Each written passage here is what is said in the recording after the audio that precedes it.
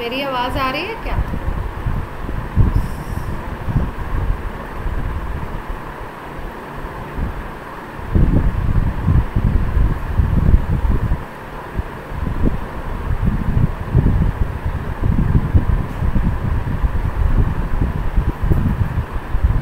आवाज़ क्लियर है मेरी? Yes ma'am. Yes ma'am.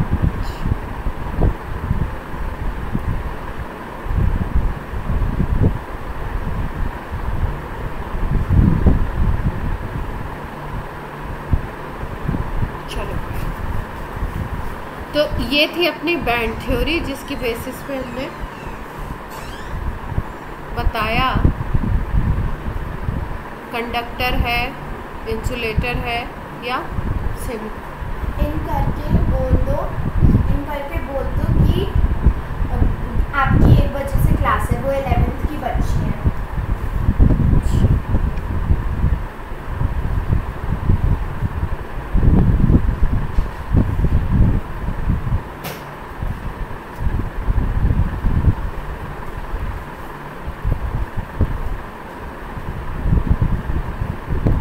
तो ये थी आपकी इलेक्ट्रिकल प्रॉपर्टी जिसको डिस्कस करना चाहती थी मैं। और बाकी इसमें जो ये पूरी कहानी लिखी हुई है इसको थोड़ा आप पढ़ना, सब आपको मालूम हो। जो बातें बताई गई हैं वही आपकी क्या है। अच्छा देखो,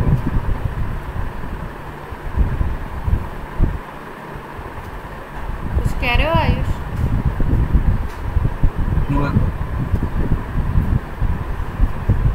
अभी देखो, जैसे सेमी कंडक्टर को हम लोग ले लेना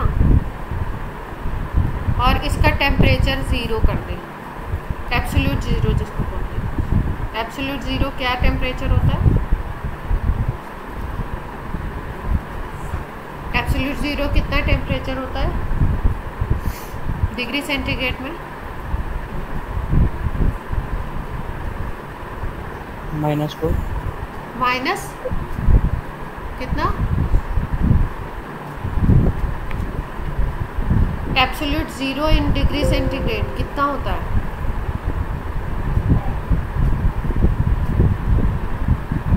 कोई बताना चाहता है? -273।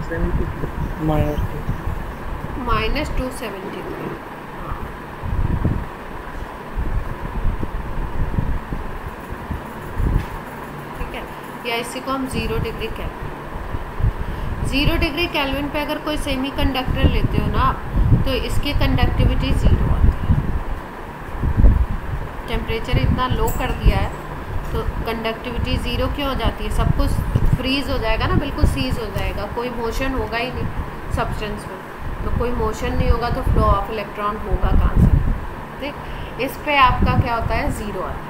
और अगर आप टेम्परेचर बढ़ाते जाते हो तो एनर्जी मिलती जाती है, और एनर्जी जब मिलेगी तो क्या होगा? इलेक्ट्रॉन का फ्लो बढ़ेगा, क्योंकि इलेक्ट्रॉन को एनर्जी मिलेगी तो वो अपना वैलेंस बैंड से कहाँ पे जाएगा? कंडक्शन बैंड में जाएगा, और फिर वो कंडक्टिंग। क्लियर? तो आपसे एक क्वेश्चन ये भी पूछा जाता है कि इंट्रिंसिक को एक्सट्रिंसिक बनाना है तो क्या, कौन सा प्रोसीजर करते हैं, क्या प्रोसेस करते हैं हम लोग?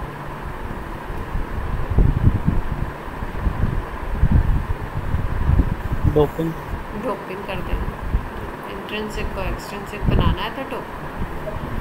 ठीक है, अब ये देखो, ये आपका ये जो बातें मैंने बताई वो पिक्चर प्रेजेंटेशन है इसका। ये सेमी कंडक्टर में थोड़ा सा गैप है और इसमें बहुत एनर्जी गैप है इंसुलेटर में, और आपके कंडक्टर में क्या है? Overlapping.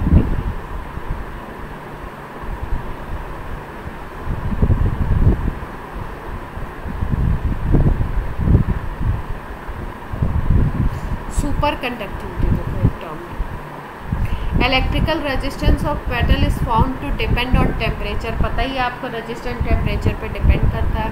Electrical resistance decreases with decrease in temperature, becomes almost 0 near absolute 0। Resistance 0 हो जाएगा आपका। Material in a state are said to possess superconductivity. The phenomenon of superconductivity was first discovered by this क्या है भाई, ये तो बताए। ये found that mercury becomes superconducting at 4 degree kelvin. 4 degree kelvin पे मरकरी कैसा बन जाता है? सुपर कंडक्टर बन जाता है। ठीक है, क्यों? क्योंकि रेजिस्टेंस क्या हो जाएगा? जीरो। ठीक है, रेजिस्टेंस जीरो है तो अब क्या होगा? कंडक्शन बहुत प्रॉपर होगा। रेजिस्टेंस क्या होता है? रेजिस्टेंस तो रोकता है ना इलेक्ट्रॉन के फ्लो को। अब ये देखो, transition temperature, temperature at which substance start behaving as superconductor is called transition temperature. मतलब आप टेम्परेचर आप क्या कर रहे हो, उसका ऐसा कोई टेम्परेचर जिस पे वो कंडक्टर से क्या बनने लगे? सुपर कंडक्टर बनने लगे, तो उसको हम क्या बोलते हैं? Transition temperature. क्लियर है? मैग्नेटिक प्रॉपर्टी हम लोग कल डिस्कस कर चुके हैं, ये थोड़ा ढंग से तरीके से लिखा हुआ है, इसको एक बार रीड कर लेना। कोई बात अगर समझ नहीं आए तो पूछ लेना। इसमें भी मैग्नेटिक प्रॉपर्टी में भी एक टेम्परेचर आपसे पूछा जाता है कभी कभी, क्यूरी टेम्परेचर। ठीक है, क्यूरी टेम्परेचर क्या है? देखो, कोई भी सब्सटेंस है वो आपका बन जाएगा पैरामैग्नेटिक।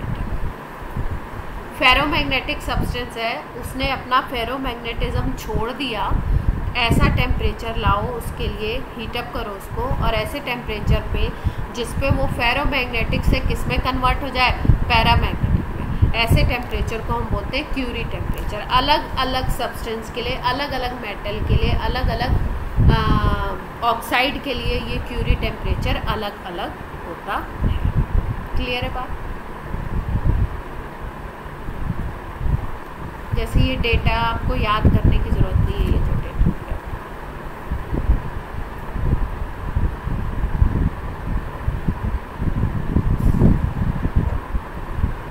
कुछ ही नहीं है, ये तो कंडक्शन की। एक दो चीज़ें और बतानी थी।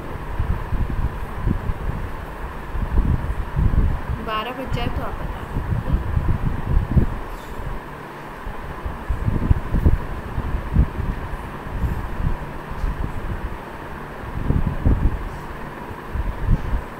अच्छा, कोई आपने एनसीईआरटी उठा के देखी, कोई टॉपिक रह गया है क्या? ना, आपने ब्रैग्स इक्वेशन पढ़ा दी क्या? हाँ हाँ हाँ हाँ, वो भी बताने थे। वो मेंस के सिलेबस में, एडवांस में नहीं है। मेंस में हाँ, तो, मेंस में। मेंस में तो है। यही मैं सोच रही थी, कुछ और बता। ये तो छोटू सा है।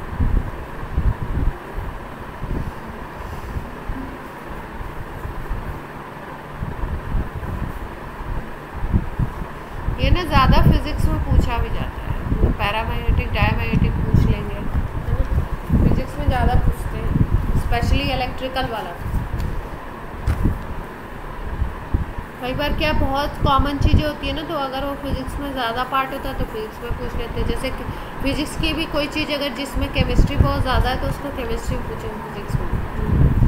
ऐसा रहा, आप लोग ने देखा ही होगा, फिजिक्स तो पढ़ ही रहे हो ना।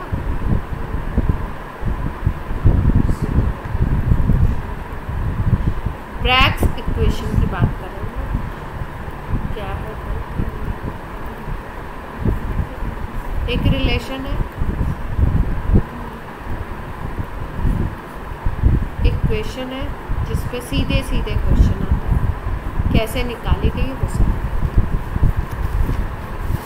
है।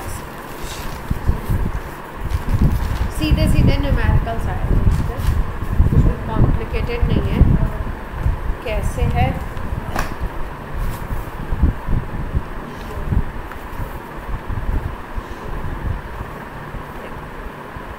सबसे पहली बात कि किस लिए आई है ना, क्यों पिक्चर में आई है?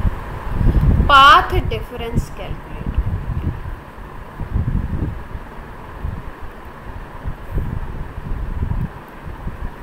कोई भी मान लो सॉलिड क्रिस्टल है, उसके ऊपर कोई वेव डालते हो आप, ठीक है? कोई वेव आता है, लाइट वेव हो सकता है, कोई और भी वेव हो सकता है, कोई वेव आप डालते हो, तो सॉलिड क्रिस्टल में आपको पता है कि लेयर्स होती हैं। सपोज मान लो ये पहली लेयर है, ये दूसरी लेयर, लैटिस पॉइंट्स होंगे, लेयर्स बनी हुई होंगी। सब में अलग अलग तरीके की होती है लेयर्स, ठीक है। लेकिन हम लोग एक सिंपल ले लेते हैं कि मान लो ये L1 लेयर है, ये L2 लेयर है, ये L3 लेयर है, ठीक है। इसके ऊपर आप कोई वेव डालते हो, आपने कोई वेव इस पर डाली। अब कोई वेव ऐसी भी हो सकती है कि वो पहली लेयर से टकरा के इधर चली जाए, रिफ्लेक्ट हो। कोई लेयर ऐसी भी हो सकती है जो सेकेंड लेयर में पेनिट्रेट करे, फिर रिफ्लेक्ट हो इस तरीके से, ठीक है। तो ये जो वेव्स है इनके बीच में पाथ डिफरेंस कितना है। मान लो लेयर 1 से कोई टकराता है और दूसरा लेयर 2 से टकराता है, तो इनके बीच में पाथ डिफरेंस कितना है, इसको कैलकुलेट करने के लिए ये ब्रैग्स इक्वेशन। इतनी बात क्लियर है? यस। अब देखो ब्रैग्स इक्वेशन निकली क्या।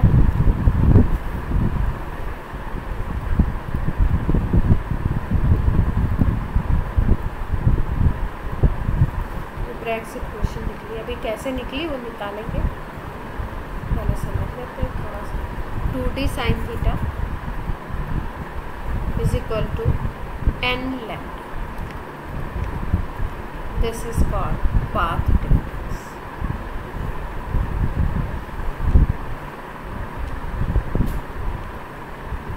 ठीक है। n क्या है, इंटीजर है। लैम्डा क्या है, जो वेवलेंथ आप डाल रहे हो ना, जिस भी वेव को डाल रहे हो, एक्सरे डालते हैं इसमें, एक्सरे के थ्रू में देखा है, तो एक्सरे जो आप डालोगे उसकी जो वेवलेंथ, ठीक है। ये जो d है ये है 2 लेयर्स के बीच का डिस्टेंस,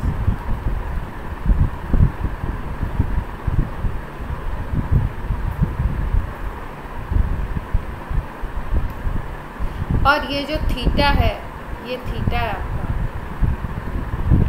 एंगल है। अभी इसको डायग्राम में ये आपको इक्वेशन याद रखनी है, और अब कैसे निकली है तो थीटा एंगल, हाँ एंगल है, कौन सा एंगल है वो मैं बताती हूँ।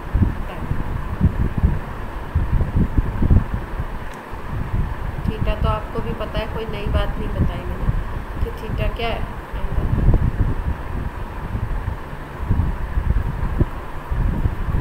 इसको डायग्राम अच्छा सा डाल दीजिए।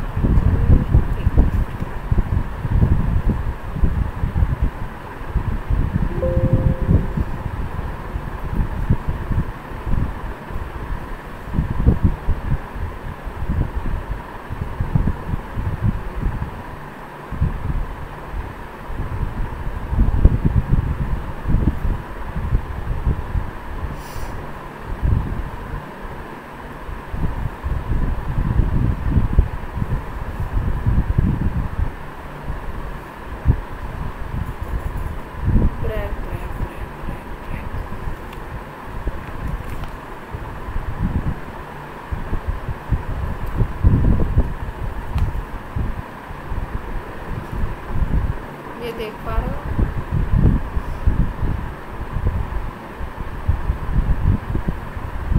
ये लेयर्स दिखाई गई।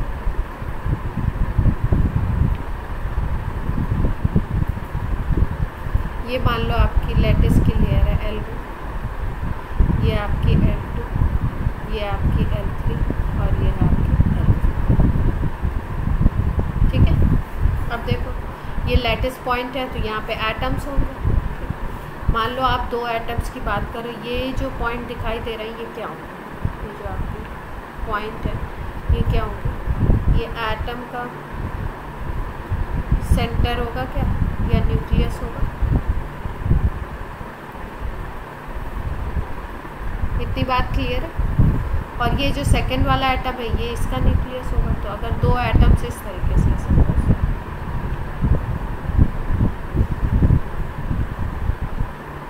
ये पर्पल वाले पॉइंट, ये न्यूक्लियस के बीच का डिस्टेंस है। इस डिस्टेंस को अगर आप d बोलो तो ये लेयर्स के बीच का डिस्टेंस भी है।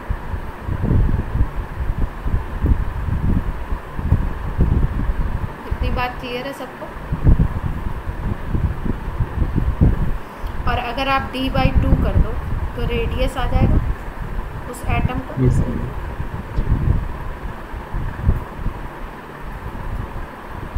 ये चीज़ आ जाएगी। ठीक है। अब एक्सरे हमने इस पर डाला क्रिस्टल,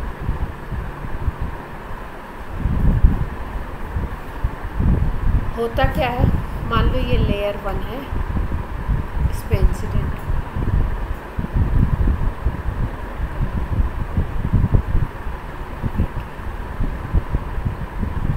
इस पे ये आए और यहाँ से रिफ्लेक्ट।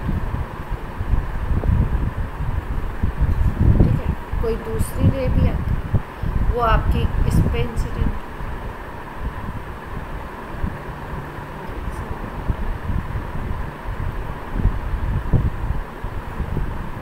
देख पा रहे सब? यस अब सपोज ये वाला जो आपका ये है, ये जो एंगल है, अगर ये थीटा,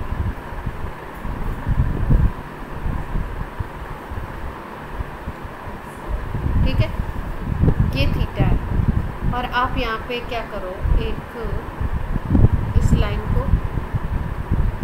बढ़ा दो आगे की तरफ और इसको, तो ये वाला दूसरा वाला जो एंगल होगा इसके एडजेसेंट, ये वाला एंगल, ये 90 माइनस थीटा हो जाएगा, ये वाला एंगल।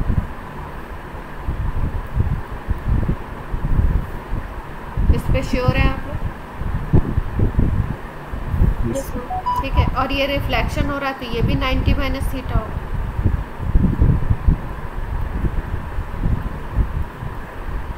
ये भी आपका क्या होगा, थीटा होगा।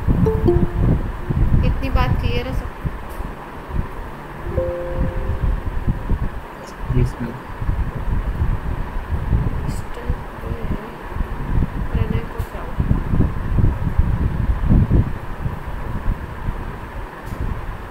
ठीक है। तो ये मैम यहाँ पे हाँ। जो आपने बनाया है 90 माइनस थीटा के एडजेसेंट, हाँ। अब वो थीटा होना चाहिए और उसके नीचे वाला 90 माइनस थीटा होना चाहिए।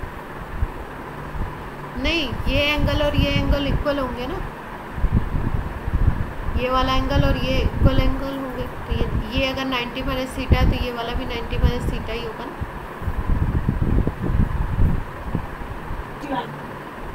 ओके है ना, रिफ्लेक्शन से इंसिडेंट एंगल और वो इक्वल होते हैं ना। हाँ यस। ठीक है। तो ये अपने को पता है थीटा, ये वाला थीटा, ये 90 माइनस थीटा, ये 90 माइनस थीटा। इतनी बात क्लियर है? अब देखो, अब हम लोग क्या कर रहे हैं, यहाँ से ये वाला जो पॉइंट है ना, दिस पॉइंट, यहाँ से हम लोग इस पे एक परपेंडिकुलर डाल देते हैं। ठीक है। अब ये परपेंडिकुलर हमने डाल दिया, इसको नाम रख देते हैं कुछ ABC। क्या नाम रख दिया हमने? ABC।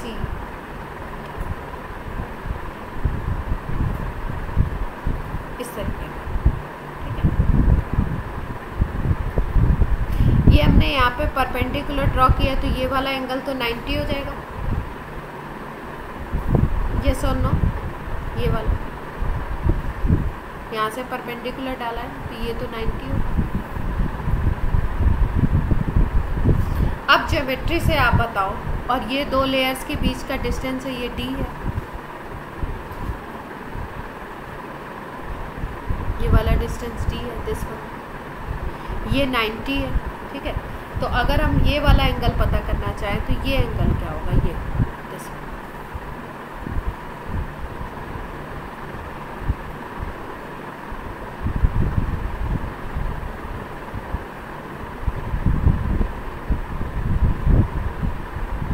डायग्राम थोड़ा और क्लियर बनाओ। थीटा होगा। थीटा होगा पक्का? कैसे?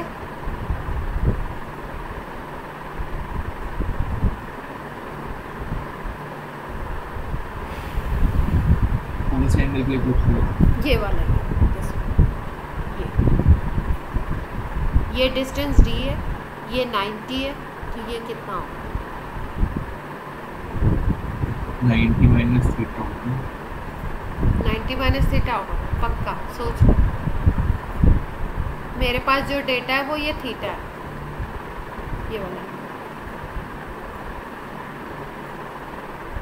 भाई ये है तो थीटा, ये तो मुझे मालूम है, मैं बोल दूं, पर आपको ज्योमेट्री से समझ भी तो आना चाहिए ये थीटा है। सोचो इसको, थोड़ा सा सोच के बताओ, अलग से पिक्चर बनाओ उसका।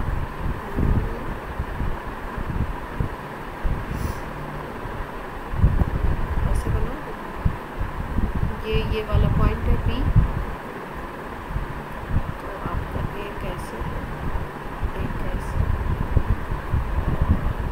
ये अगर ट्रायंगल बन रहा है, ये वाला एंगल 90 है, ये बताना है आपको।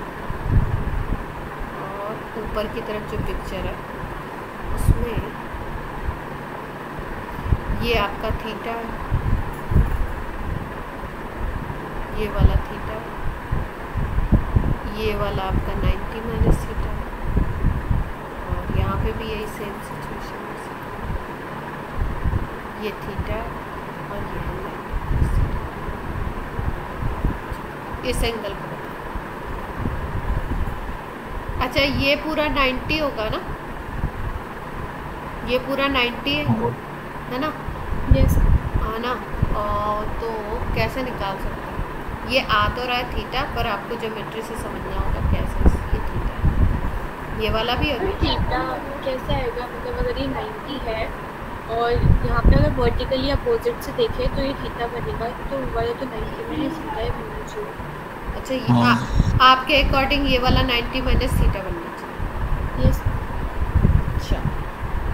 अच्छा ये वाले ट्रायंगल को लेते हैं एक बार, ये A, ये B, ये C, ठीक है। इस ट्रायंगल को हम लेते हैं, या D लिख दो, कंफ्यूजन होगा। ABD ट्रायंगल को अगर लो और इसमें आप लिखना चाहो, इसको अगर थीटा मान रहे हो तो साइन थीटा लिखोगे, तो क्या लिखोगे? किसकी लंबाई? ABD ट्रायंगल में अगर आपको लिखना है, इसको अगर थीटा बोल रहे हो, साइन थीटा लिखना चाहोगे तो क्या आएगा? कौन सी लेंथ है? ये 90 है।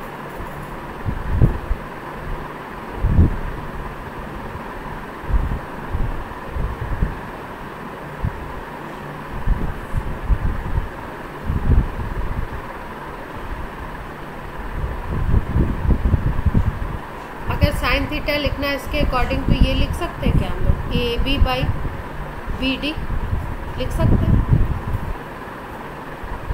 यस और नो?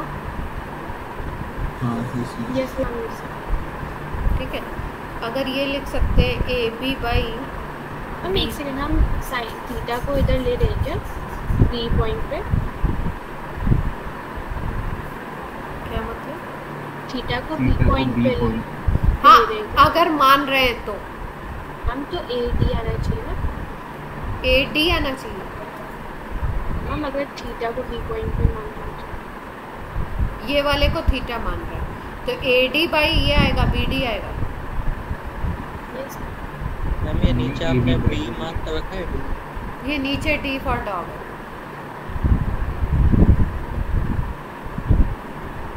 AB बाई BD आएगा, उसको अगर थीटा लेंगे। AD by AB by BD, मतलब सही लिखा हुआ है। अगर हम ABD एंगल को थीटा ले रहे हैं, अगर ABD को थीटा ले रहे हो, ABD एंगल को अगर हमने थीटा ले लिया, तो इसका तो मतलब फिर ये सही ये सही इक्वेशन है, ठीक है। और हमारे पास BD लेंथ क्या थी? ये लेयर्स के बीच की डिस्टेंस थी ना, जिसको हमने D माना था। और AB क्या था?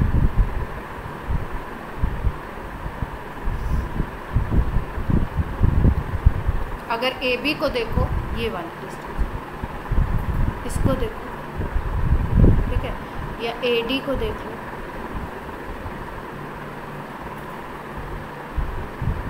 अगर हम बात करें दोनों लेयर्स के बीच के पाथ डिफरेंस को, तो देखो ये डिस्टेंस चल रहा है ये वाला, ये डिस्टेंस चल रहा है ये, ठीक है।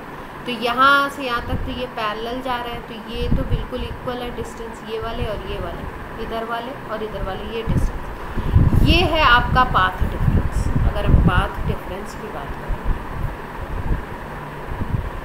तो ये है अपना AD प्लस DC, और यहाँ एंगल से हमें दिख रहा है कि AD और DC दोनों इक्वल है, तो आप ऐसे भी लिख सकते हो 2AD। क्लियर है इतनी बात?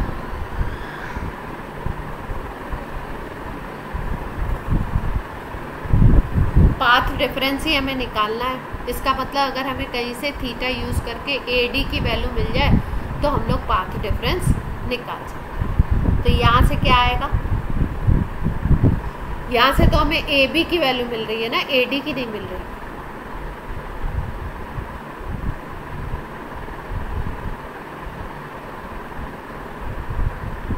मैं सही कह रही हूँ गलत कह रही हूँ ये तो बोलो।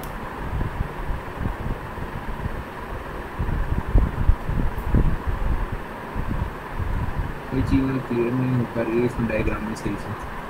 डायग्राम में सही से क्लियर नहीं हो पा मैम रहा। हम देख के रहे हैं एंगल को थीटा प्रूफ कर रहा है या फिर पार्ट डिफरेंस देख रहे हैं?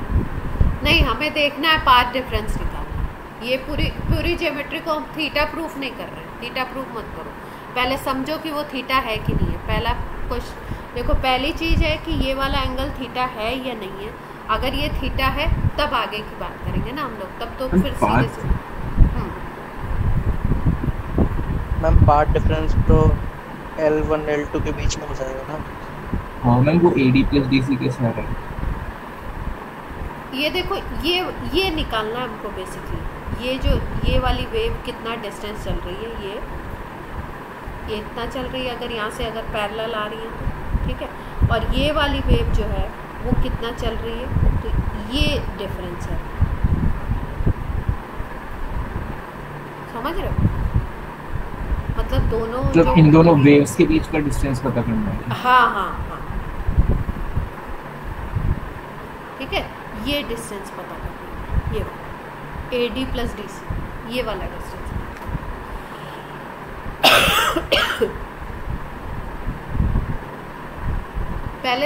पहले तो ये थीटा ही समझ लो कि भाई ये थीटा है या नहीं है, तब आगे की बात करें। तो इन दोनों वेव्स के बीच में तो डिस्टेंस जैसे AB हो रहा है, BC हो रहा है और BD हो रहा है, ऐसे तो तीनों लाइंस इक्वल हो जाएंगी। क्या कह रहे हो? AC ये AB AB मतलब इन दोनों वेव्स के बीच में अगर अपन डिस्टेंस देखें हाँ। तो AB BC और BD है। AB BC और BD। अच्छा ऐसे कह रहे हो आप डिफरेंस? नहीं, हमें ये डिस्टेंस नहीं चाहिए, हमें ये डिस्टेंस चाहिए। ये कितना एक्स्ट्रा पाथ कवर कर रही है भाई? ये तो हाँ, ये पैरेलल जा रहे हैं, ये वाले पोर्शन आप देखो, अगर ये पोर्शन तो पैरेलल जा रहा है, ये वाला ही पोर्शन तो एक्स्ट्रा जा रहा है। ये सेकंड वाली लेयर से जो टकरा रहा है, ये एक्स्ट्रा वाला पोर्शन चाहिए। ये स्टम ठीक है।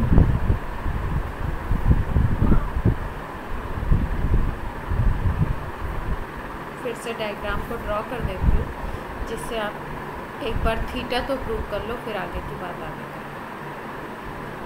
यहाँ पे ये है आपकी फर्स्ट लेयर,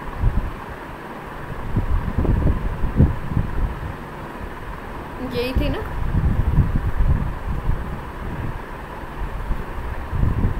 इसके नीचे की तरफ आई थी आपकी कौन सी लेयर? Second layer.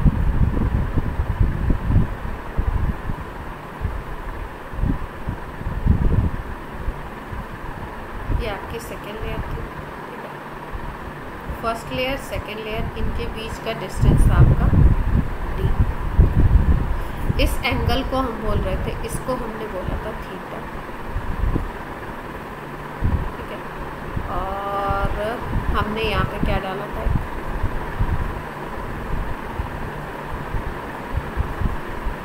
परपेंडिकुलर डाला।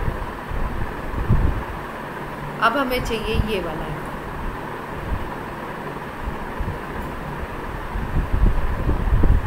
ये वाला एंगल। डायग्राम क्लियर बन गया? हाँ मैम थीटा आ जाएगी। अब कैसे निकाले इसको? ये 90 माइनस थीटा, ये आपका ये 90 माइनस थीटा है तो ये भी 90 माइनस थीटा। तो ये वाला कितना आ गया? नीचे वाला ये भी थीटा है। अब बाकी को देखो, ये 90 है, अपने को पता है, परपेंडिकुलर डाला है। अब ये कितना है?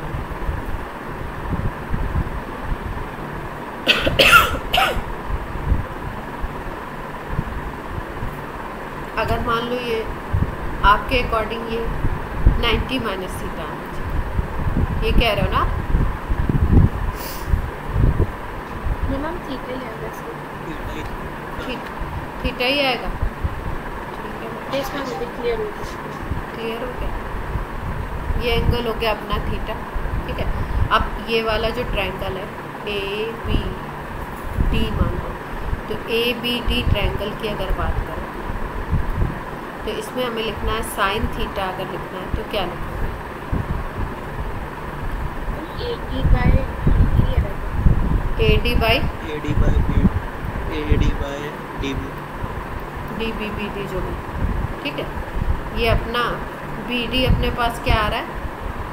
D डिस्टेंस है मैम आ गया d sin theta plus d sin theta 2d sin theta आ जाएगा। ये AD प्लस AD आ गया।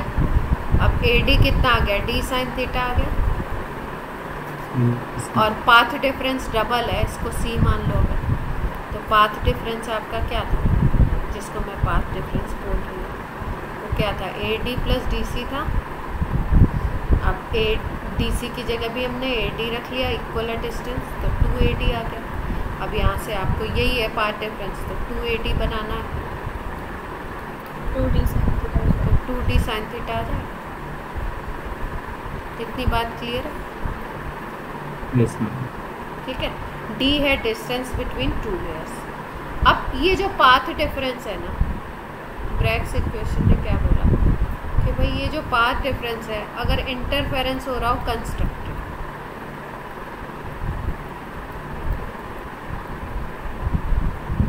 इंटरफेरेंस अगर कंस्ट्रक्टिव हो रहा हो और n नंबर ऑफ वेव्स हो आपकी, तो आपका ये आता है n lambda is equal to 2d sign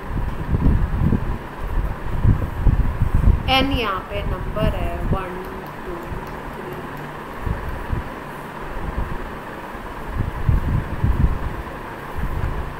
इतनी बात क्लियर है? और इसको एक और नाम देते हैं हम लोग, order of difference.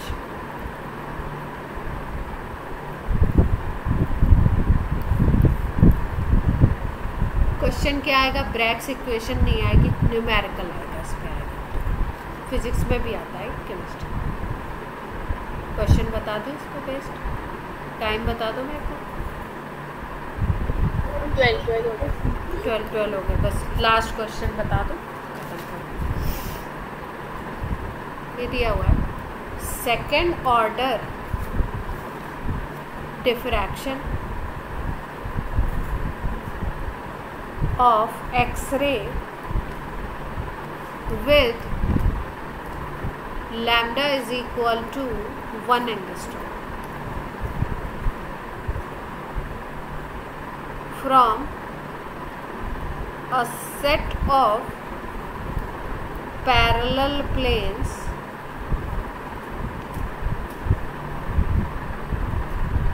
in a metal occur at an angle of 60 degree. The distance between scattering plane in a crystal. ये जो स्कैटरिंग प्लेन है, इनके बीच का डिस्टेंस पूछ रहे हैं। ठीक है, ये जो आपकी ये जो एक लेयर है आपकी, ये लेयर है आपकी एक, ये लेयर है दूसरी। ठीक है, ये यहाँ से एक से ये टकरा रहा है, एक से ये टकरा रहा है, तो इनके बीच का डिस्टेंस, लेयर्स के बीच का डिस्टेंस पूछ रहे हैं, स्कैटरिंग प्लेन के बीच का डिस्टेंस पूछ रहे हैं। और आपको फॉर्मूला पता है क्या, n lambda is equal to 2d sine theta, 2/√3। अब देखो शुरुआत में n की वैल्यू दी है, सेकेंड ऑर्डर डिफ्रैक्शन, ये ऑर्डर ऑफ डिफ्रैक्शन है, तो सेकेंड ऑर्डर का मतलब n की वैल्यू क्या आ गई 2। लैम्डा अगर एंगस्ट्रॉन्ग में ही रख लो तो 1 एंगस्ट्रॉन्ग रख दिया आपने। d निकालना है आपको, और जो एंगल है वो क्या है sin 60। sin 60 की वैल्यू कितनी होती है, √3/2। ये 2 से तो 2 चला जाएगा, और आपकी d की वैल्यू कितनी आ जाएगी, 2/√3 आ जाएगी क्या? क्लियर है?